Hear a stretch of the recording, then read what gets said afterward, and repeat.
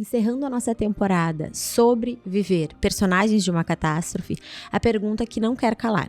Os eventos climáticos extremos serão mais frequentes e severos no Rio Grande do Sul? Referência latino-americana no setor, o Instituto de Pesquisas Hidráulicas da Universidade Federal do Rio Grande do Sul tem sido demandado pelos governos federal, estadual e municipais para orientar ações de reconstrução das cidades e estruturas afetadas pela cheia, trabalhando com todas as áreas do conhecimento relacionadas com os recursos hídricos, sendo uma referência especialmente em hidrologia, hidráulica e estudo de sedimentos. Nos últimos anos, o IPH vem ampliando a ação sobre desastres naturais e teve papel fundamental nos recentes eventos climáticos do Rio Grande do Sul, fazendo a análise dos resultados na cheia de setembro de 2023, o monitoramento das cheias de novembro do mesmo ano, assim como no de maio de 2024, onde também fazia a previsão dos níveis do Guaíba em Porto Alegre. Para falar um pouco desse cenário e do que pode estar por vir, recebemos hoje o professor do IPH, Fernando Setembrino Cruz Meireles.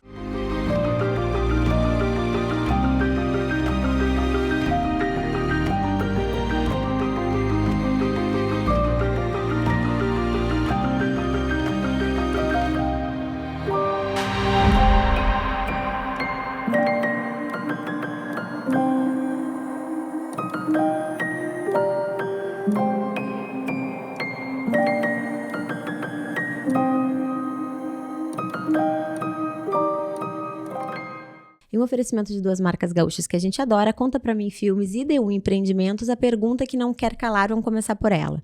A gente muitas vezes reproduzindo isso sem nem saber a fonte, com certeza ele vai poder nos ajudar nessa resposta. É fato de que os eventos climáticos extremos vão ser mais frequentes e severos aqui no Rio Grande do Sul? Bom, nós fizemos uma pesquisa em 2012, 2013 e utilizamos 10 modelos climáticos diferentes. E dos 10 modelos, 9 mostram exatamente isso. Nós vamos ter um agravamento desses eventos extremos. Tivemos em fevereiro uma seca, e depois tivemos em abril uma enchente. Então, é isso que os modelos mostram, essa continuidade desses processos extremos um depois do outro. Então, nós temos que aprender agora a conviver com isso. Essa é a nossa nova realidade. Vai piorar a partir de 2040, a gente trabalha com períodos de 10 anos, 2010, 2040, 2040, 2070, 2070, 2100. O período 2040 a 2070 é pior do que esse que a gente está passando. Então, a nossa tendência é ficar nessa gangorra, infelizmente a gente já passou de alguns pontos de não retorno, em termos de poluição, clima, então agora para mudar isso a gente vai levar um bom tempo, se é que vamos conseguir reverter. Então assim, temos que aprender a conviver com isso. E o IPH hoje faz testes, pesquisas, enfim, também nessa linha de prevenção do que a gente pode fazer ainda, apesar de tanta coisa já não ser mais possível, para evitar algo tão extremo ou pior, como tu vem falando? O IPH trabalha com pesquisas hidrológicas e pesquisas em desastres naturais. Então, nós temos uma linha muito forte, duas linhas muito fortes nesses temas. Mas nós, na parte de desastres, a gente tem trabalhado mais na análise do que aconteceu. Aqui para o Rio Grande do Sul, infelizmente, pela falta de dados de chuva, a gente não consegue dizer se chover tanto vai escorregar lá em Bento Gonçalves como escorregou. Esse dado a gente ainda não conseguiu identificar. Estamos pesquisando, estamos tentando. Começa uma pesquisa muito forte a partir de Rolante, Riozinho, que lá em 2016 teve uma destruição muito grande por conta de uma chuvarada, mas nós ainda não sabemos dizer para a população se chover tantos milímetros vai escorregar. O que acontece? O que acontece? E na questão da hidrologia, o IPH é referência mundial em modelos hidrológicos de grandes bacias. Então, se a gente souber os dados de chuva, a gente consegue saber quanto de água vai ser gerado e como é que os rios vão se comportar. Isso a gente consegue fazer. Mas nós não temos um serviço, nós não prestamos serviço de prevenção, de previsão. Nós assumimos esse papel agora nessa cheia de abril e maio porque existiu um vazio. Ninguém estava falando sobre o que ia acontecer e nós começamos a modelar. E infelizmente nós acertamos todos. A gente acertou o nível da água do Guaíba, quanto que ia chegar, nós acertamos a inundação de Porto Alegre, acertamos a inundação do Vale do Jacuí. Pois é, isso tu comentou, Meirelles estava falando, que o IPH fez um estudo em que mostrava essa mancha da inundação e que foi apresentado, né, em alguns grupos antes do ocorrido. Como tu falou, infelizmente, vocês acertaram e teve quem, como a Transurb, o Iberê, eu queria que tu falasse um pouquinho disso, que acreditou naquilo ali e tomou algumas precauções, né? Como eu falei, nós não trabalhamos, não prestamos serviço de observação e vigilância dos eventos que vão acontecer, mas nós vimos trabalhando no... Desculpa, só não existe uma equipe formada para isso dentro do nosso administrativo ali, uma equipe de prevenção em que avise, ou isso vocês tiveram que assumir? O governo do estado, né, tem uma sala de situação, né, que faz a previsão de chuva e faz a previsão de inundação dos rios, níveis dos rios, né? E isso é trabalhado junto com a Defesa Civil. A Defesa Civil Estadual é que tem o domínio dessa informação, né? Ponto, né? Então, assim, a sala de situação avisou, né? O governador foi para a televisão, você deve lembrar que ele foi lá avisar que estavam acontecendo algumas chuvas importantes e tudo mais, né? O IPH faz uma análise com a sua expertise, né, com a sua visão, né, usando modelos americanos, modelos europeus de previsão de chuva. E aí, por casualidade, nós tínhamos um professor nosso lá em Lajeado, no dia 25, e ele disse assim, olha só, tá estranho o que está acontecendo, né? Então a gente começou a modelar a partir do dia 29 de abril, a gente começou a acompanhar e a gente começou a ver, olha só, se continuar assim, Porto Alegre vai ter que fechar as comportas. E 2 alunos nossos, né, disseram, olha, a gente trabalhou com a mancha do Taquari, mas depois que aconteceu. E se a gente modelasse a mancha de Porto Alegre antes de acontecer? E foi feita essa modelagem. Então a gente tinha um mapa da inundação de Porto Alegre caso o sistema de proteção falhasse, que nós não tínhamos a menor informação se ia falhar ou não ia falhar. E a gente lançou esse mapa. Então, assim, foi uma discussão do grupo, né? Eu faço parte de um grupo de professores que a gente vai acompanhando, né? No WhatsApp, trabalhamos das 6 às 11 durante todo o evento, assim, para ir construindo informações para a imprensa e para a sociedade. E para alguns órgãos que nos pediram, né? Então, a gente começou a trabalhar com ministérios, começou a trabalhar junto com a sala de situação, né? com a prefeitura, começamos a mandar informações. Mas nós não somos contratados para isso. Quem é contratado é a sala de situação. Então, a sala de situação tem os seus boletins que ela fornece para a Defesa Civil e que a Defesa Civil prepara a resposta, junto com a Defesa Civil de cada município. E a sala de situação recebe também esses relatórios de vocês. Quando vocês disponibilizam, eles podem acessar também. Sim, é para qualquer um. Até saiu numa mídia que nós éramos o farol, né, nessa cheia toda, nós é que estávamos dando as informações, mas, de novo, por questão voluntária, assim, uma questão que nós decidimos fazer esse processo. Aí, como a URGS parou também, as aulas pararam na URGS, a gente podia, né, ter uma dedicação a fazer esse tipo de procedimento. E aí, quando vocês entregaram esse relatório, né, da mancha de inundação, teve, então, algumas pessoas, algumas empresas, como a Transurb, que tomaram essa iniciativa achando crível aquilo ali, olha, precisamos fazer alguma coisa. Se acontecer isso, que a gente soube, se acontecer isso, os trens vão ficar embaixo d'água. Então, a Transurb deslocou os trens para os pontos mais altos e só ficaram os trens que estavam em manutenção, que não puderam ser deslocados. Senão teria pegado todo o pátio da Transurb ali, né, que fica atrás do aeroporto ali, né? Prejuízo muito maior. Imagina. Sim, e o próprio Iberê eu achei muito legal também, né, que diz que levantou as obras do porão, a partir desse relatório levantou as obras do porão, então, né, exatamente, quanta coisa foi salva a partir desse relatório, né? Mas assim, imagina... Nada perto do todo que poderia ter sido. Deixa eu te fazer uma pergunta, Meirelles, assim, eu acho que também tem muita coisa. Eu acho que o Brasil não é um país acostumado com isso, com esses eventos extremos da natureza, e nós conversando antes aqui, eles vão se agravar. A sensação também que se tinha é que a gente não tinha o menor preparo para isso, nem de uma congruência entre defesa civil, o exército, que aliás foi um ponto negativíssimo, eu acho que demorou muito para atuar, e isso nos deixa como cidadão leigo, ignorante, extremamente inseguro. Tendo toda essa previsibilidade, nós temos pessoas competentes fazendo todo esse processo. Eu acredito que a gente teria que fazer uma reforma de base para tudo isso, porque nós vamos passar por isso de novo. Vamos passar por isso, né? E aí a sua visão está correta. Nós temos uma dificuldade institucional né? Trabalhamos com 3 níveis de governo: governo federal.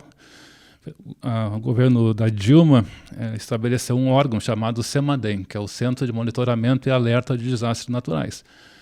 Só que de vez em quando o CEMADEM nos dá assim, olha, Rio Grande do Sul todo vermelho porque vai chover. Tá, eu não consigo tomar nenhuma decisão com isso, porque se está tudo vermelho, o que eu faço? Né? Então nós temos que refinar esse tipo de informação. Aí tem a sala de situação que faz esse refinamento. Mas daí chega nos governos municipais que tem que tomar algumas decisões. Então, esse nosso arranjo, ele não tá muito orquestrado, né? Então, o que a gente está vendo agora, né, os 3 níveis atuando de maneiras separadas. Isso é um problema, porque nós estamos recebendo muitos recursos, ou propostas de recursos, financiamentos internacionais, e eu não tenho observado, né, uma orquestração. Acho que é o câncer do Brasil, né? Essa falta de orquestra, onde se precisa que se atue todo mundo puxando a corda para o mesmo lado. É uma questão de necessidade para todos nós. Quando teve a cheia de setembro, né, o IPH ele lançou uma nota, né, dizendo que era inconcebível a gente ter pessoas que morreram naquela cheia de setembro. Só para situar, pessoal, setembro foi no Taquari, que foi muito forte. No Taquari. Né? Isso, tá. E aí o que aconteceu? A gente começou a observar a chuva no Taquari e a gente começou a observar o comportamento das estações que existiam, né, no Taquari, foram arrancadas pela chuva. E a gente começou a dizer, olha, essa quantidade de água descendo, ela vai chegar em Lajeado, né, e vai causar problemas. Né? E aí, mas como não estava orquestrado, né, essa informação ela ficou solta no ar, né? E as pessoas morreram, né? Então, assim, a gente perdeu vidas naquele... Então, a gente fez uma nota dizendo assim, olha, é inconcebível que a gente perca vidas nisso, né? E aí se resgata uma história lá de 2017, onde o governo do estado apresenta um projeto de política de gestão de risco de desastres, onde essa orquestra está desenhada, né, dentro de um arranjo. Qual governo? O governo Sartori, 2017. Ah, governo estadual. Governo estadual. E esse projeto de lei, essa política gerou um anteprojeto de lei, não foi para a Assembleia. Ficou parado esse negócio. Então nós temos um estudo, nós temos um trabalho que levou muito tempo, que ouviu a sociedade inteira, ouviu universidades, ouviu comitês de bacia, ouviu o Farsul, ouviu a Federal Rosa, ouviu todo mundo. Né? E isso gerou um documento. Isso não foi para frente. Se esse documento tivesse gerado uma lei, um arranjo estadual, a gente talvez tivesse um outro tipo de resposta. Né? Bom, beleza, passado esse tempo, a gente lançou em setembro. O governo disse que ia revisitar. Aí vem novembro, né? E a gente tem de novo uma segunda cheia. Felizmente não teve tantos danos, né? Mas daí vem a cheia de abril e maio. Ou seja, o governo diz que está agindo desde setembro, mas é que a gente vê o resultado ainda é muito pequeno. Né? Até porque eu acho que deveria, em caráter de emergência, de urgência, desburocratizar. E o que a gente vai percebendo, ouvindo, e eu ouvi algumas vozes de atuação importantes, assim, muita burocracia ainda no momento emergencial. Isso teria que ser visto de uma outra maneira. E isso é um pouco frustrante, angustiante para a gente que precisa que as coisas sejam feitas numa velocidade, porque a natureza não vai esperar. A gente não tem tempo, né? Tem um decreto, né, de desburocratização, tem sido utilizado, né, pela prefeitura para contratação de coisas, né, com uma velocidade maior. Né? O governo do estado agora está implantando o conselho científico, né, de apoio às decisões, né, do comitê gestor. Mas será que eu quero velocidade agora? O que eu quero agora é mais inteligência. Eu preciso agora respirar. Nós passamos a fase, né, do desastre de resposta e agora eu tenho uma fase que dentro da lógica, né, do desastre eu estou numa fase agora de reconstrução positiva. Existe um documento internacional chamado Marco de Sendai. Ele é de 2015. Sendai é uma cidade japonesa que sofreu com desastre. Então, o Marco de Sendai estabelece, né, o que tem de mais moderno, né, em termos de convivência com esses desastres. Então, agora nós estamos numa fase que a gente deve chamar reconstrução positiva. Eu tenho que fazer melhor. Então, agora está na hora de a gente parar, respirar e ter inteligência. Tudo que a gente começar a contratar de muito, assim, muito rápido, né, na emoção, né, da fase de resposta do desastre, eu temo que seja feito um investimento com recursos escassos, né, que talvez não tenham retorno. Então estaria na hora de ter um plano, né, um grande plano de atuação. Primeiro saber o que eu não devo fazer. Eu entendi que, inclusive, já se tinha isso, pelo menos pré-determinado, sendo que eu peguei pela fala que tu disseste, não, se isso aqui já tivesse acontecido, talvez nós estivéssemos tendo uma outra resposta. Então, é baseada dentro dessa tua colocação que eu disse, poxa, será que não fizeram por uma burocratização? Será que não fizeram por essa incongruência de atuação em conjunto? Tu entende? É muito frustrante, porque eu acho... pessoas inteligentes e cabeças pensantes, nós somos um celeiro. O gaúcho é um celeiro de inteligência. E aí é o questionamento que eu faço. A inteligência está aqui. Tu disseste que já tinha um outro cenário. E o que nos impede? É dessa velocidade que eu faço, sabe? Que eu falo de, poxa... por que não? Por que não já ter colocado na prática? Por que a gente tem que estar sofrendo isso? É inconcebível, porque morreu gente em setembro, morreu muita gente em maio, e o povo como um todo, todos nós sofremos, inclusive os órgãos públicos, porque todo mundo tem que passar por um tipo de estresse, todo mundo foi entende? afetado de alguma forma, né? Então é nesse sentido, assim, que eu questiono, porque eu acredito na nossa inteligência. Eu tenho uma dúvida, Meirelles, tu comentou que recursos hoje não são um problema, né? Me corrija se eu estou errado. Estão vindo muitos recursos. E esses recursos vêm do governo, vêm de governos ou de instituições privadas? Como é que chegam esses recursos hoje no IPH? Não, no IPH não tem, o IPH tem zero recurso. IPH, eu achei que era para vocês, não. Não, para nós não é temos. Para os governos. Para os governos municipal, estadual, né? E o governo federal colocando recursos, a iniciativa privada colocando recursos. Está todo mundo, né, querendo agora disposto. Colocar um apoio, uma ajuda. Mas quem é que está orquestrando isso? Quem é que está organizando isso? Quem é que vai evitar que uma prefeitura faça um investimento e a outra prefeitura faça o mesmo investimento, ou o governo, né, estadual faça um novo investimento em cima disso? Então, nós fizemos uma sugestão, o IPH fez uma sugestão do que nós precisamos, né, para melhorar a nossa resposta em termos de previsão de níveis, né? Nós temos que recuperar as estações de chuva, nós temos que recuperar as estações que medem o nível nos rios, né? Nós temos que conhecer o rio, né? A gente não conhece mais os rios, porque eles mudaram, né, com essa última cheia, a gente teve muita mudança de leito de rio, né? A gente não conhece o Guaíba. O Guaíba, para nós, nós temos um retrato de 1964, o último levantamento dele topográfico completo, né? 60 anos atrás. Então, assim, o que aconteceu com Guaíba nesses 60 anos? Não sabemos. Então, nós temos que fazer um novo levantamento do Guaíba, né, para começar a trabalhar novamente, né, e acertar no centímetro. Olha, a água vai chegar nessa posição aqui, nessa cota. Nós acertamos, porque o Guaíba é muito grande, então, assim, um centímetro é muita água. Então, assim, né, então a gente consegue acertar, né? A gente estava até brincando aqui. A última previsão a gente acertou exatamente 3 metros, 3,00. A gente tinha feito a previsão no começo da semana e acertamos, né, no final da semana. Então, a gente acerta, mas a gente acerta porque os nossos modelos a gente já está acostumado a trabalhar com eles. Mas a gente pode estar errando nos parâmetros que a gente ajusta nos modelos. Então, assim, quem conhece o Guaíba hoje? Se alguém disser que conhece, que tem que fazer desassoreamento, não conhece, porque nós não temos essa informação topográfica. É preciso mais investigação, mais pesquisa. E isso é uma curiosidade que eu tenho. Quando começaram a vir os primeiros sinais, dados de pesquisa, apontando que nós teríamos eventos extremos? Começa desde 1972, nós temos o primeiro relatório de meio ambiente, né? Começa toda essa onda de documentos internacionais sobre o que vai acontecer no mundo.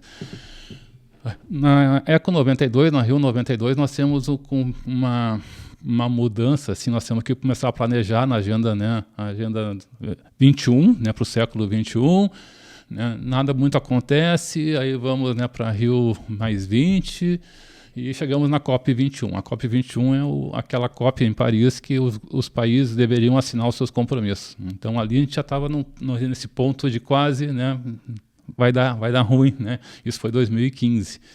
E aí nós temos depois, em 2015 mesmo, nós temos a criação desses objetivos do desenvolvimento sustentável, que está mostrando para nós o que pode acontecer, como é que nós temos que trabalhar até 2030, a Agenda 2030. Ou seja, a gente desde 72 a gente está avisando, né, que isso poderia dar problemas, né? Então, nós já estamos aí há 50 anos trabalhando, né, tentando avisar que as coisas estão mudando. Vir 52. 52. O ano que eu nasci. Bah. Há 52 avisando. É isso Até que eu digo. acontecer. Vamos avisar. Que mania que a gente tem, né? De aprender na dor. Por que Na não dor. no amor? E agora a gente tem, todo mundo tá falando, né, é recorrente isso, é o medo de setembro, parece que setembro a gente tá tudo meio assim, que pode acontecer, porque para a maioria de nós setembro é um marco do ano passado em função do Taquari, que foi bem agressivo, não chegou a Porto Alegre, não chegou a tantas cidades, mas foi muito emblemático, principalmente depois de maio, que a gente começou a fazer essa retrospectiva, né. A gente tem dados que apontam ou que nos situem quando poderemos ter isso de novo? Não, os nossos modelos climáticos, assim, eles acertam muito bem para previsões curtas, de curto período. O que é o curto? Uma semana, 2 meses, um mês? O nosso curto é uma semana, né? Nosso curto período, uma semana, né? E aí... 2 meses a gente já tá prevendo, Exato, né? já é setembro. 2 meses a gente consegue ter alguma ideia, assim, mas aí, o que a gente observa agora é que os modelos globais que a gente utiliza, né? Eles estão tendo uma defasagem de 100, 200 quilômetros, assim. Onde é que a chuva vai acontecer? Uns dizem que vai acontecer aqui em Porto Alegre, outros dizem que vai acontecer no sul de Santa Catarina. Então, os modelos usando os mesmos dados, eles estão dando diferença. Por quê? Porque, além de ser uma matemática complexa para fazer essa previsão para o futuro, né, os modelos trabalham com espaçamento, né, com informações espaçadas, né. Uns modelos trabalham com uma informação a cada 50 quilômetros e outros uma informação a cada 10 quilômetros. Então, assim, olha, vai chover, né, no bairro Petrópolis? Pode ser que sim, mas vai chover no Moinho de Vento? Não sei. Então, começa assim. Os modelos, né, não conseguem me dizer o que vai acontecer bem, né, para os próximos, né, para o próximo ano. Mas alguns modelos trabalham com 3 meses de previsão. E esses modelos estão nos dizendo que agora a gente vai entrar numa fase de estabilidade. A gente vai ficar na mesma chuva, na média que a gente está acostumado. Então, nós não estamos com medo de setembro nesse momento, né? O que é um alento, né? Então, Neste agora, momento. Nesse momento, claro, né? nesse momento a gente é capaz até de ter até uma pequena seca, né? Então, assim, tá bom, né? Agora, o ano que vem, como é que vai acontecer? Não sabemos como é que vai acontecer. Então, a gente tem que acompanhar. E tem um trabalho para que seja cada vez mais, a gente consiga ter cada vez mais, olhar mais para frente com maior prazo. Existe isso, assim, uma forma de, esse pensamento de conseguir colher dados ou ter informações que eles vão nos levar a conseguir prever, entre aspas, porque não é uma ciência exata, né? Daqui a 6, daqui a 1 ano, ou não é muito difícil isso? O que a gente utiliza, né, nos modelos climáticos, a gente faz uma excitação do modelo, que a gente chama, né? A gente entra com um dado, né? E a partir de hoje, né, eu vou pegar o dia de hoje, então hoje eu não conto, eu vou pegar o dado que eu registrei ontem, de temperatura, umidade, vento, o dado de anteontem, eu tenho uma série de dados para o passado. E aí eu digo assim, olha só, eu vou, né, fazer uma excitação aqui, a temperatura vai subir 1 grau. Aí eu rodo o modelo, a partir de hoje é tudo previsão, para frente. Aí eu gero um monte de dados de dias para frente. Aí eu vou fazer o contrário, eu vou abaixar 1 grau. Aí eu viero um monte de informações. Então eu viero vários cenários. E eu trabalho com análise desses cenários, como é que eles se diferenciam do outro. Então eu faço uma curva de, olha, a maior parte dos cenários mostra que isso vai acontecer. Então, faz uma amostragem do que várias situações poderiam vir e como é que a gente age diante de qualquer dessas possibilidades. Por isso que a gente diz que o século vai ficar, né, com eventos mais extremos, porque a grande parte dos modelos, né, mostra isso. Então, assim, quando eles começam a gerar dados a partir de 2010, né, para frente, eles mostram esse comportamento. E eventos mais extremos, a gente fala de secas, de cheias e... Secas, cheias, vendavais, microexplosões, neve, calores, né? Tivemos 9 ondas de calor em São Paulo esse ano passado, ou seja, então a gente vai para uma situação que foge da média, né? Isso eu queria que tu comentasse um pouquinho, Meirelles, que tu me explicou ali atrás, antes da gente começar a entrevista, que eu achei bem interessante. Os eventos, a seca, o calor extremo em São Paulo, o que ele indica pra gente aqui no Rio Grande do Sul? Nós tivemos um bloqueio atmosférico na região centro-oeste, né, sudeste, então o São Paulo, Minas, Rio com calores absurdos, porque as ondas de frio não passavam para lá. Então concentrava a umidade aqui, choveu muito aqui por conta disso.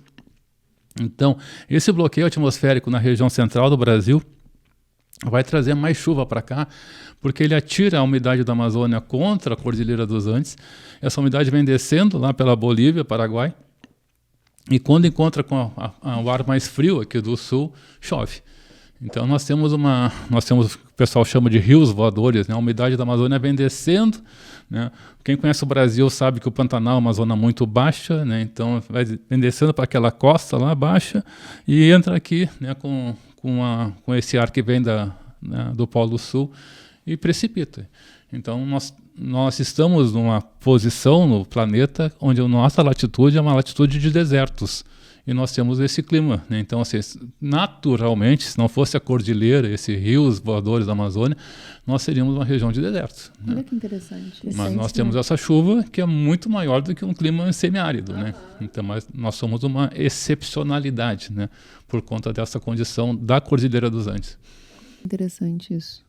Pois é, Né? seríamos uma região de deserto, por causa das úmido. cordilheiras, a gente joga para cá a umidade. Úmidos, que é uma beleza. A gente vai ter mais calor aqui no Rio Grande do Sul, né? A gente vai ter um clima mais quente, né? Tanto que o pessoal já está pensando assim, olha, vai dar para plantar café no estado? Vai, né? Os modelos mostram isso, a gente vai Sim, porque isso tudo aponta a agricultura, uma mudança também de agricultura, né? Sim.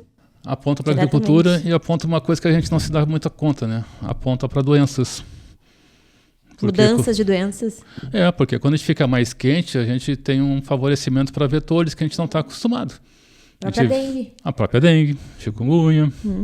O Nordeste e o Sul estão conectando, assim, então tá vindo, Mas fazendo... isso a gente fala para ondas, assim, que a gente vai ter o Rio Grande do Sul mais quente. Essa nossa projeção é o quê? É nos próximos... Quantos anos para frente, assim, a tendência aí é a gente ir esquentando, é isso, né? De forma leiga falando. Nós já esquentamos até 2040, a gente já esquenta e esquenta mais de 2040 a 2070. E no nosso quadro Valorize Marcas e Negócios Gaúchos, hoje estou de Arezzo. Mostra pra ela, adora mostrar. Olha o microfone lá longe. A fábrica... Gosto muito da fabricação deles, é espetacular. Arezzo, uma marca já consolidada, né? E estou de Intimissimi, underwear, Intimissimi. Deixa eu pensar. Meinha Calzedonia. Não, a Frederica, ela tem que vir falar Não, aqui. a Fre, eu vi ela hoje também. É uma meinha de lã, gente, da Calzedonia, que é maravilhosa, eu sou viciada. A meia curtinha, tanto a meia calça, já provou? Comeu? A meia calça, não comi. Meia calça da Calzedonia, sim. Quentinha, aquelas, quentinha. E tem umas que são desenhadas, são chiquérrimas, adoro. Sabe que eu com minha calça, né? Eu não sei, eu fico... Coisa minha. Mas só que no inverno, aí... Eu sei, um ciricutico, imagina ela de meia calça, ela já fica assim, ela já deve ficar muito mais assim. Eu sou fina pra minha calça. E que mais? Tô de Gabriela Verri. Eu lembrei muito do que a gente falou, né? A gente repete as marcas o tempo todo, né? Mas olha esse kimoninho, que amor. Levanta, que eu vou ter que levantar assim. Então, gente, olha que fofo. Ai, que amor! Ela faz detalhes, sempre as peças dela tem um detalhe e um caimento maravilhoso. Então eu gosto, porque eu gosto de roupa lisa em geral. Sim. E ela sempre tem um detalhezinho que eu amo. Então eu amo Gabriela Verri Brand. E eu tô de novo de Carol Bolina. É isso, acho que a gente fica repetindo as nossas marcas favoritas. Eu acho. A Calzedonia Intimíssima, assim, a gente não precisa mais nem falar, eu acho aqui, né, toda... Hoje, por exemplo, antes de vir pro estúdio, eu dei uma passada na Depiler, que dispensa explicações. Mas a Depiler é maravilhosa, da Lu, e lá também tem tudo, tem unha, tem cabelo, não, mas assim...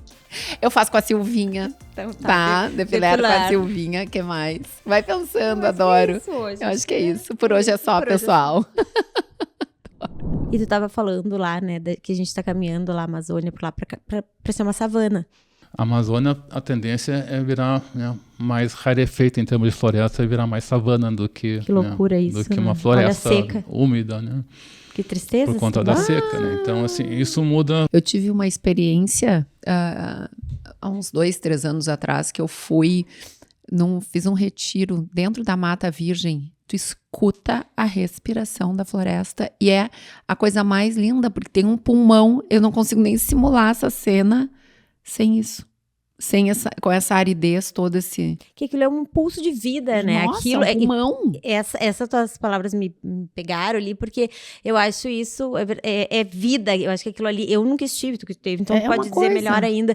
Mesmo assim, a gente tem noção que aquilo lá é vida pura, né? Meirelles. É irreversível. Irreversível é uma palavra um tanto quanto forte, mas assim, o que a gente está mostrando aqui é que o nosso comportamento, né, enquanto sociedades, né, várias sociedades humanas, né, o nosso comportamento está agravando isso.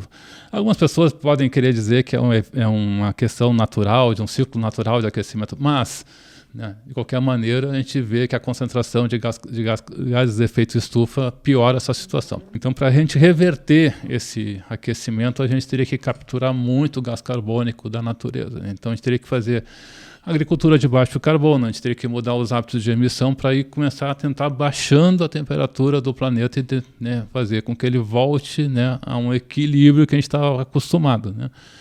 Então, a gente vai levar muito tempo para fazer isso. Então, nós não temos uma perspectiva de, na geração, né, dos filhos, isso acontecer. Talvez os netos, a gente comece a verificar uma redução do aquecimento. Temos uma previsão de aumento do nível do mar, e esse aumento do nível do mar vai prejudicar, né, vai dificultar o escoamento da Lagoa dos Patos, né? Então, aí, dependendo da situação da Lagoa dos Patos, dependendo do vento, a gente pode ter mais água na Lagoa dos Patos, e aí a gente pode ter uma dificuldade de escoamento do Guaíba, né? Então, a gente pode ter uma série de consequências encadeadas que podem aumentar a nossa necessidade de conviver com esse novo normal, né? Eu não vi o que andou isso, mas eu não lembro se vocês lembram disso, que teve em relação à Lagoa dos Patos, que estava se prevendo sabendo que é necessário fazer alguma coisa para esse escoamento, né?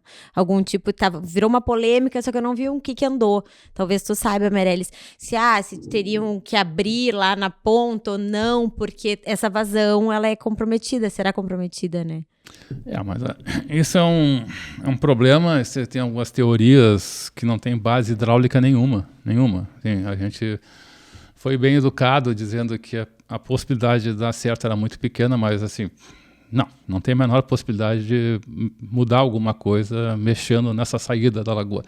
Por quê? Porque o pessoal da Universidade Federal de Rio Grande mediu a velocidade da saída lá. A velocidade lá estava altíssima, ou seja, a água não estava tendo nenhuma dificuldade em escoar pelo canal que está lá, né, com os moles abertos, né? Então, quando a gente fez uma simulação computacional, ou seja, a gente pegou o computador, colocou lá o modelo e rodou. Então, mesmo que a gente baixasse a lagoa 1 metro, que é um absurdo de água, né, seria uma quantidade absurda de água que teria que sair da lagoa, o efeito aqui em Porto Alegre seria da ordem de centímetro, ou seja, não é relevante. Tu pode fazer o canal que quiser fazer lá, não tem menor possibilidade disso funcionar. E seria um problema ambiental, né? Aí sim poderia ser irreversível esse problema. As pessoas pegam exemplos que não têm nada a ver com a nossa situação aqui, né? A Holanda, né? Não são outros ambientes, são outras situações, então não dá para comparar uma coisa com a outra. Então a laguna está aí, a laguna foi formada recentemente, é um corpo hídrico novo, jovem, em relação à geologia, muito jovem, né? E está funcionando muito bem, obrigado, né? Então, esse ano até ela fluiu ao contrário, né? Ela estava muito alta realmente, choveu muito, essa água apareceu lá, ela fluía para a Lagoa Mirim, o Mirim fluía para a Lagoa Mangueira. Tudo aconteceu ao contrário do que a gente estava acostumado, porque choveu muito, né? Então, assim, a primeira coisa, choveu muito. E mexer na laguna seria a última opção que a gente deveria pensar. As pessoas pensam que o Guaíba é plano. A gente olha assim, ele é igualzinho, né, da Zona Norte para a Zona Sul. Não. Da Zona Norte para o centro tem ele baixa, e do centro, ali na ponta do gasômetro para a Zona Sul, ele baixa 70 centímetros. Né? A ponta do gasômetro estrangula o Guaíba. Ali nós temos um ponto de estrangulamento. Né? Então, se alguém quiser inventar uma teoria louca lá, tire a ponta do gasômetro. Né? Assim, pense naquela parte ali. Mas não tem sentido, né, você tirar a ponta. E a segunda estrangulamento que nós temos é na ponta de Itapuã.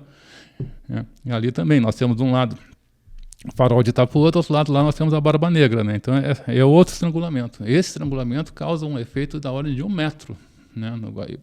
Então, ou seja, esses são os nossos 2 pontos de estrangulamento que estão junto aqui de Porto Alegre. Mexer na barra da lagoa, fazer um outro canal, hidraulicamente não tem a menor lógica.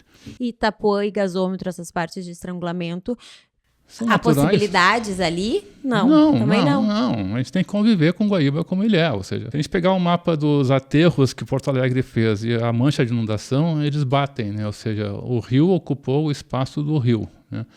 Que já era dele. Já era dele. Nós construímos a cidade aterrando por E o rio décadas. foi ali, você estou com saudades da minha área. Da minha área, voltou essa e aqui é a minha abraçou. área, aqui, ó, Exato. aqui é onde eu visito normalmente, e foi lá visitar. Ou seja, então assim, Voltando pro que de origem, né? vocês podem ver, a Rua da Praia Uhum. não ficou embaixo d'água, né? A Praia de Belas, tivemos um bueiro lá com problema, mas a Praia de Belas ficou bem, obrigado, né? Assim, então, assim, essas áreas que eram áreas de margem do rio, né? Teve muito pouco problema. Onde é que teve problema?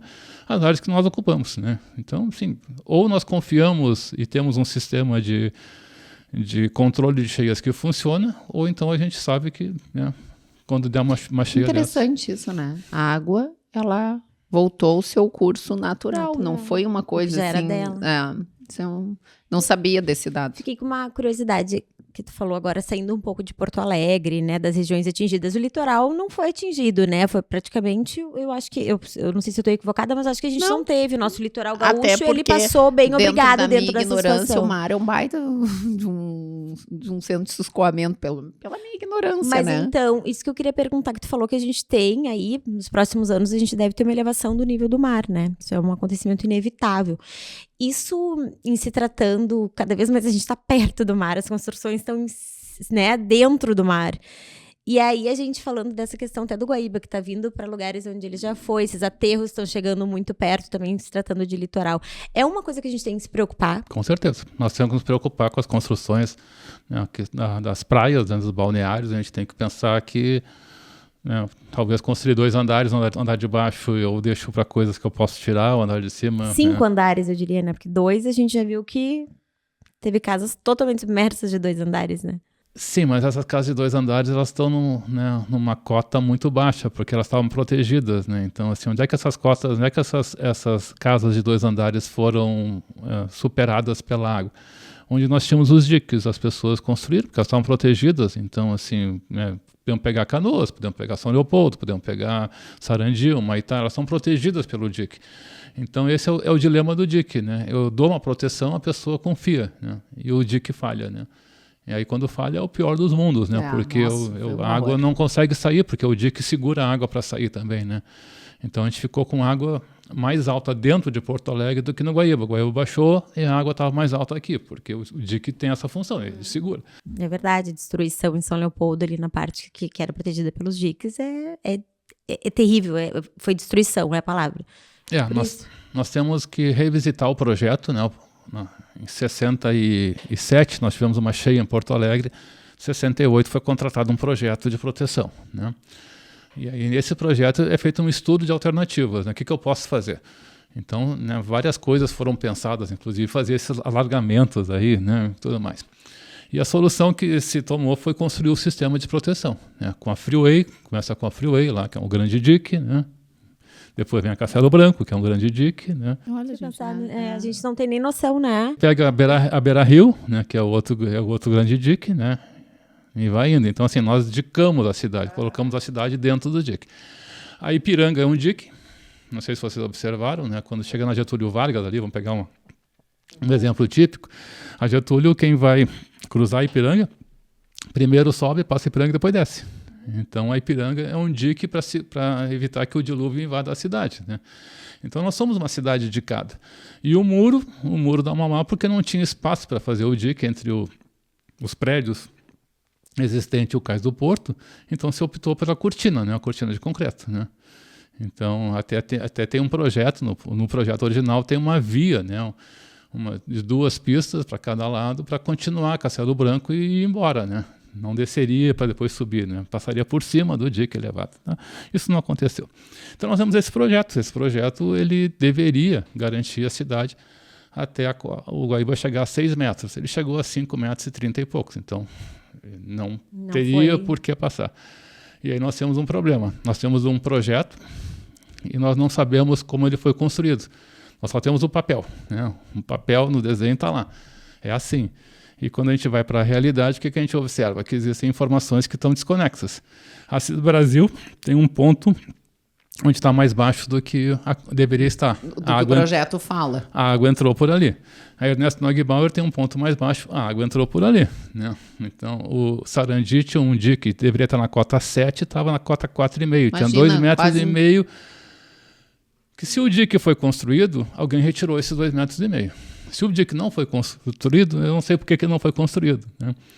Então nós temos casas em cima, nós temos imagens de alguém que fez um rebaixamento para passar com uma máquina pelo dique e não recompôs o dique. Ou seja, nós temos uma série de coisas que foram feitas em cima do sistema de proteção que nós não sabemos. Isso nunca foi assim, tinha que ter sido... acompanhado, né? Porque é uma obra de contenção, uma obra de segurança que tu precisa acompanhar. Em 1990, o Collor extinguiu o órgão que tomava conta do sistema de proteção, o DNOS. E ele extinguiu assim, está extinto. E aí, simplesmente, nosso sistema de São Leopoldo, todo mundo fica sem dono, né? Então, nós temos essa conversa estranha, né? Quem toma conta disso? E de onde é que sai o dinheiro para manter isso, né? Não, olha... Uma obra sem pai nem mãe ficou uma obra sem pai abandonada. Nem mãe. E aí, né, o dia que ele é completado, né, fechado, né, começo da década de 70. Hoje essa parte, já temos um pai e uma mãe ou ainda continuamos no limbo? Hoje deveria ser do federal, do estadual, do municipal ou se definiu depois também dessa tragédia? Nós temos um padraço, né, vamos chamar de pai, assim, porque o DEMAI, ele herda, né, o DEP, né? Na gestão do Marquesan, o DEP é extinto e vira como departamento e vira a ser um setor do DEMAI.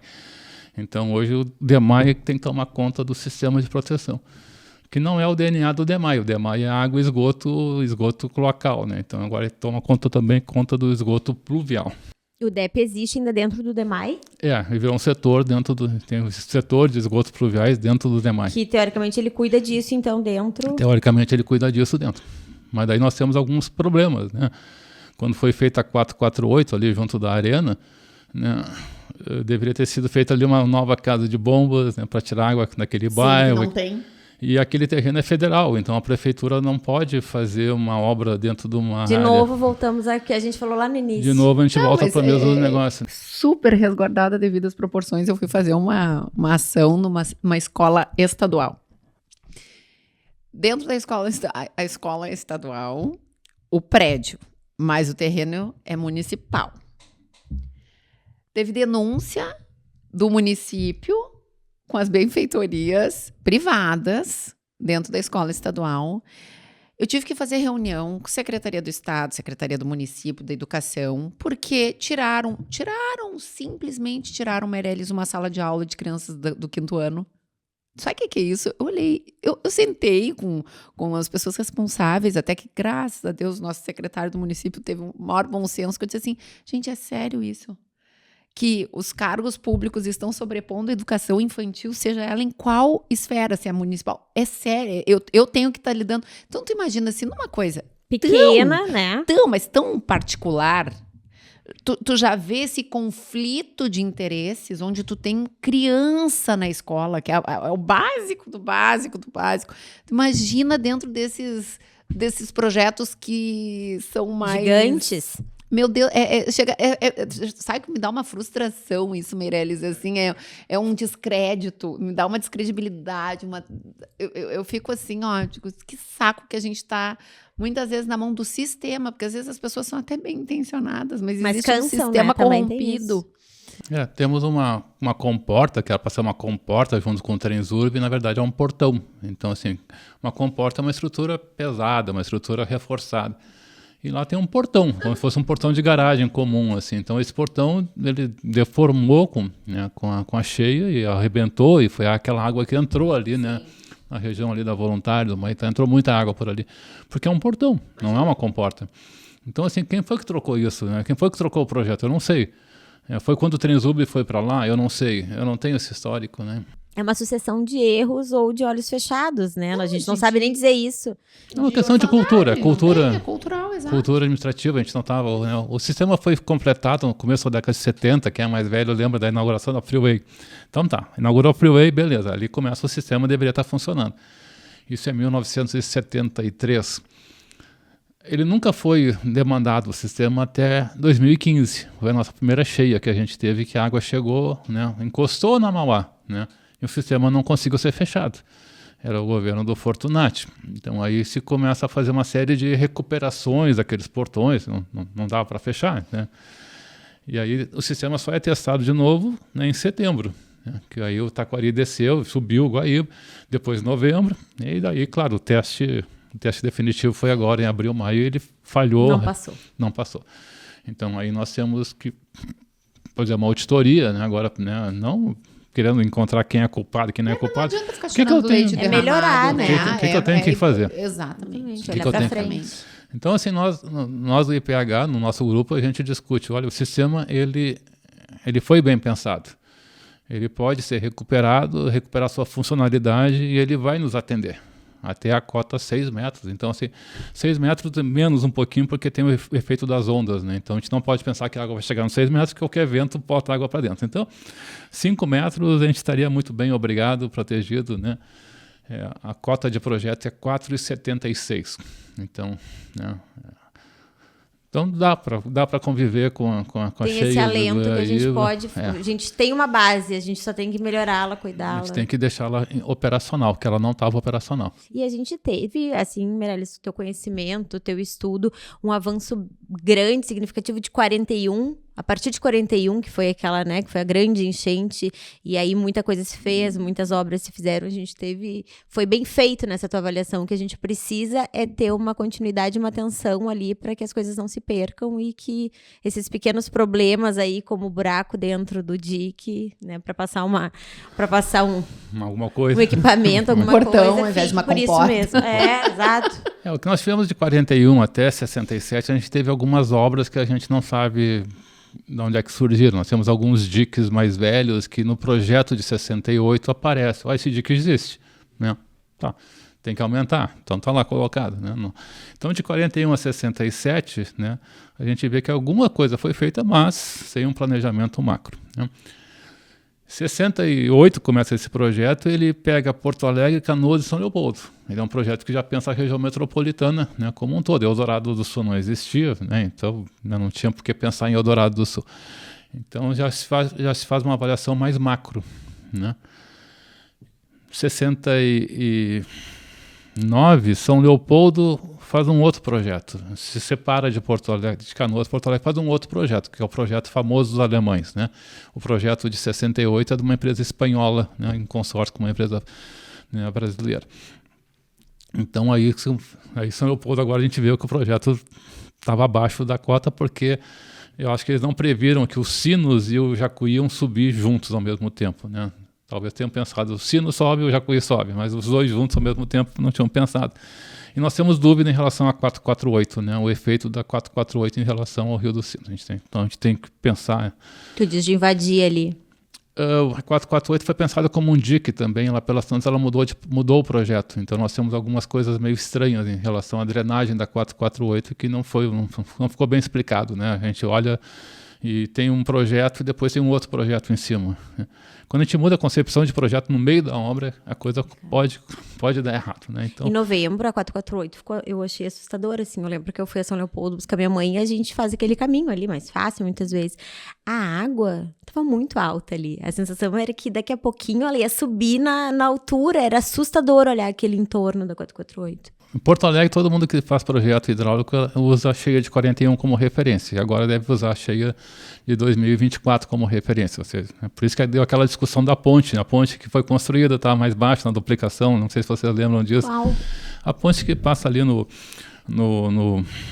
canal Furado Grande, né, que deu aquela confusão da duplicação da ponte nova, que uma das pontes tinha ficado mais baixa, porque na engenharia nós temos alguns critérios. E quem projetou aquela ponte usou critérios gerais. E para Porto Alegre a gente utiliza o critério da cheia de 41. Então aí o pessoal queria embargar a ponte. Não, o critério que ele usou estava certo. Ninguém disse para ele que tinha que usar o critério de Porto Alegre. Então uma ponte ficou mais baixa que a outra ali, né, na saída, né? Então, claro, ficou embaixo d'água, né? Com certeza. Então, o que nós temos que pensar hoje é a região metropolitana como um todo, né? Nós temos que pensar em Alvorada, Cachoeirinha, Gravataí, Guaíba, Eldorado, vai toda aquela... Eldorado. Eldorado já tem um projeto de dique, né? Já estava pronto, não sei porque que não implantaram. Cachoeirinha e Gravataí também tem projeto de dique, estava pronto, não sei porque que não implantaram. Isso, né? É municipal, estadual. Aí quem deve coordenar isso aí é a Metroplan, que é a Fundação Metropolitana de Planejamento, né? Ou seja, se não tiver uma orquestração na região metropolitana, um vizinho pode fazer o dique mais alto do que o outro, né? E aí, claro, né, os meus problemas vão para ti, né? Claro. Então, assim, isso não pode competir. A gente tem que fazer o dique que converse, né? O dique tem que ser lógico. E o IPH tá, pelo que tu me diz, assim, tá disposto, né? Para todo órgão que precisar dessa visão, desse conhecimento, desses dados de vocês estão aqui para ajudar, né? Sim, é acessar esse conhecimento todo. Nós estamos dispostos, a gente tem expertise em diversas áreas, estamos dispostos a trabalhar, porque a gente não pode ficar num papel que não é nosso, que a gente ocupa pelo vazio, né? Ninguém ocupa, a gente ocupa. Né? Então dá. Assim, mas a nossa capacidade de trabalhar de domingo a domingo, né? Das 6 às 11 da noite, né? Todos os dias, é limitada. A gente vai, né, muito na questão de responsabilidade, né? Mas, né, responsabilidade não tem como. Até pela vida do outro, né? Que a gente sabe que está ali, tem esse entendimento que pessoas poderiam vir a morrer e morreram, né? E aí tu sabe, tu deter dessa informação e não agir responsabilidade como sociedade, mas né?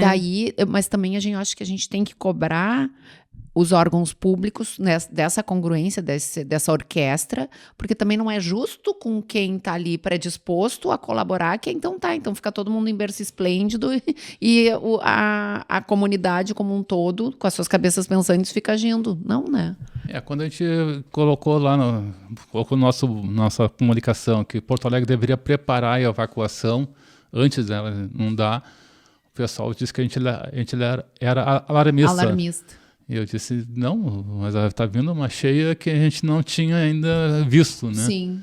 Bom, no dia seguinte inundou, né? Então, assim, a gente não é o nosso papel, mas a gente estava lá dizendo, assim, vamos pensar na evacuação, porque depois que inundar fica difícil evacuar. E a gente viu, né, as pessoas sendo resgatadas de barco, o nosso próprio pessoal, né, pegou os barcos da universidade de pesquisa e foi resgatar pessoas. Né? Então, não, foi uma loucura. O que a gente viveu foi uma loucura.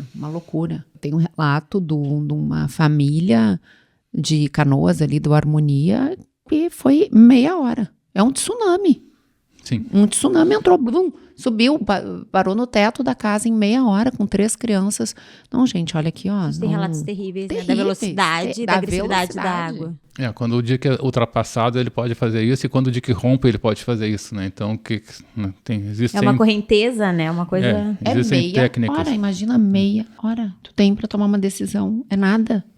Existem técnicas para fazer esse sistema até ele romper num ponto que eu quero que ele rompa, né? E não deixar ele romper como um todo ou passar por cima de todo o dique ao mesmo tempo. Então eu posso pensar em diques que vão romper, né? Mas vão romper para onde eu quero que ele vá romper, né? Sim. Nós estamos nos encaminhando aqui para o final e a gente tem um quadro aqui, Meirelles, que eu queria te perguntar, assim, se tu viveu isso muito intensamente, né? Tu falou que ali vocês estavam das 6 às 23 ali diariamente e vendo o que ia acontecer e depois sofrendo tudo aquilo que vocês previram. Se tu fechar o olho, assim, que imagem não te sai da cabeça desse período aí, que a gente ainda está vivendo, né? Mas que já teve uma parte mais intensa. A imagem que está na cabeça é a gente discutindo se a gente ia lançar a mancha de inundação, né, um dia antes dela acontecer ou não. Ou seja, assim, a gente tem uma informação gerada cientificamente e que não é nosso papel de fazer isso, e a gente discutindo, não, vamos tomar decisão e vamos lançar a imagem, né, assim, porque se der errado esse negócio, a gente avisou, né, as pessoas puderam tomar. E foi uma decisão de 2 alunos nossos, né, da Sofia e do Iporã, né, que deram essa sugestão.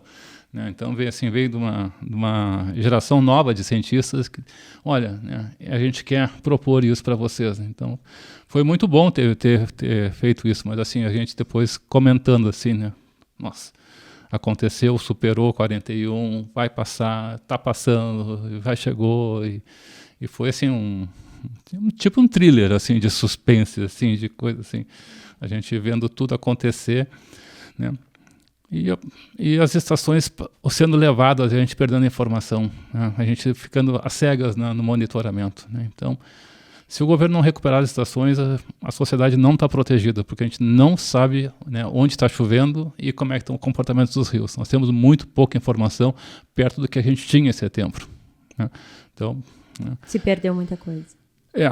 Mas dá para recuperar. Então, assim, não é tão caro recuperar e é essencial recuperar. Vamos Tu lá, sabe tá? que- Governo, vamos recuperar as estações. Precisamos dessa recuperação.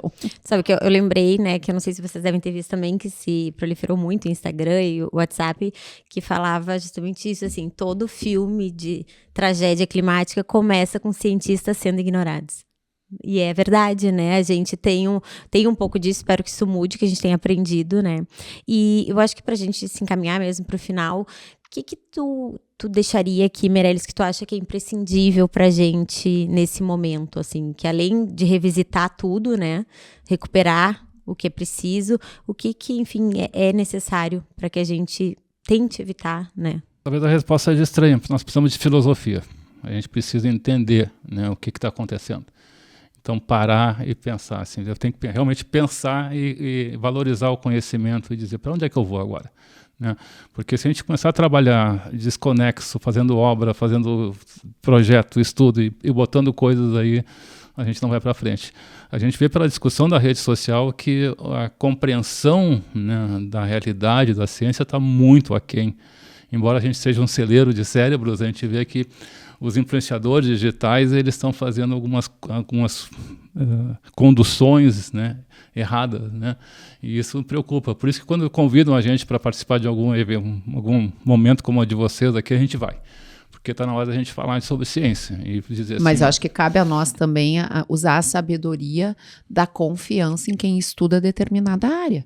Né? Não cabe a gente é extremamente palpiteiro, ignorante, não tem a noção, tem aquela sede de que as coisas funcionem, mas que eu tenho certeza que nós temos um celeiro de pessoas pensantes e responsáveis né? E que se dê também o crédito, né, Meirelles? Porque a gente também tem uma maniazinha de não dar crédito para os nossos, assim, de achar que a saída a gente vive.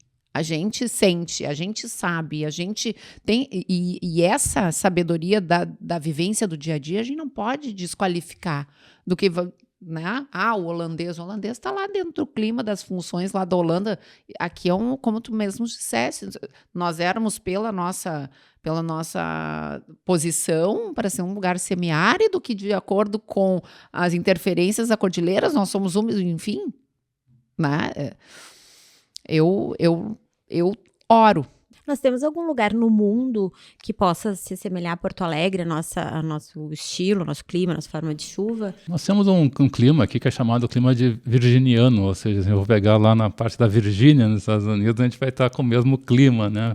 Península Ibérica, a gente tem um clima muito parecido, assim, mas nesses locais não tem o nosso litoral, não tem a nossa conformação. Então, assim, esse nosso litoral é único, né? Então, nós temos uma situação geomorfológica. Sabe que a minha filha mora em diferente. Sydney e acaba que é bem, não sei, parecido em questões técnicas. Né? Mas assim, às vezes ela fala, mãe, às vezes a gente se comunica, como a gente tá na mesma faixa, diz, como é que tá aí? Ela diz, aqui tá frio. Eu, frio quanto? Ela, tá frio. Eu disse, mais úmido? Não tá úmido. Não, aqui tá mais úmido. Aqui tá... A gente se troca, mas a gente vem vindo juntas, no frio, no calor. Mesma latitude, praticamente. Mas é interessante. Nova Zelândia, isso. aqui mesma latitude, né? Então. Isso, Meirelles, obrigada pelo teu tempo. Acho que o que tu falou é muito importante da gente trazer esse conhecimento de pessoas que entendem o que estão falando, né? E que nos vão trazer informações de fato embasadas em dados científicos, que eu acho que é o mais importante nesse momento, para que a gente caminhe para dias melhores, né? Não para esse sufoco que a gente está vivendo ainda, né? Bom, nós estamos à disposição para trabalhar, para ajudar, para formar gente que possa trabalhar nesses órgãos, né? E dar cursos de capacitação, de curta duração, de pós-graduação, que seja lá o que for. Nós sabemos fazer várias coisas, né? Mas nós não somos um órgão executivo, né? Então, nós temos que passar esse conhecimento de como fazer para quem faz. Eu espero que a orquestra funcione. Eu espero também. E ter acesso, eu vi que vocês têm um Instagram, né? Ali vocês colocam coisas mais de editais, coisas assim? Ou como é que funciona? Tem essas informações? Como é que a gente pode saber mais sobre o trabalho feito? Tem todos os boletins, todas as informações, tudo que a gente faz é colocado na rede social lá do IPH no Instagram, né? Então... Perfeito. Vamos Então, lá. Já estou acompanhando. Então, acompanhe aí, vai ficar o arrobinha, né? Para ver quantas coisas legais que só estão nos esperando para serem colocadas em prática. Verdade. Obrigada.